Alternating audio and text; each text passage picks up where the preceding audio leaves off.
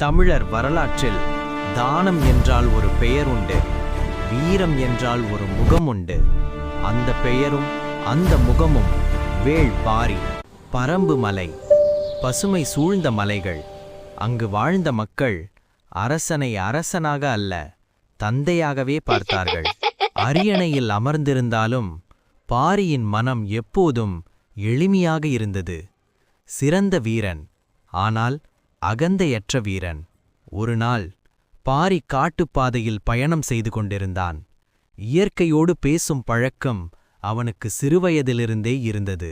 அப்போது ஆதரவில்லாமல் தரையில் படர்ந்திருந்த ஒரு முல்லைக் கொடி அவன் கண்ணில் பட்டது. அழகான பூ, ஆனால் ஆதரவில்லா வாழ்க்கை.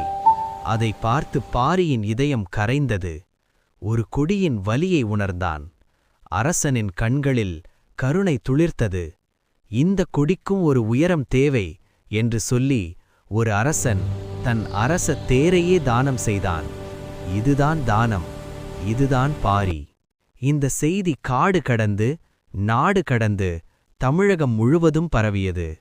வள்ளல் பாரி என்று உலகம் அவனை அழைத்தது. ஆனால் பாரியின் புகழ் சில அரசர்களின் மனதில் பொறாமையாக மாறியது. மூவேந்தர்கள் ஒன்றிணைந்தார்கள். போர் தவிர்க்க முடியாததாகியது.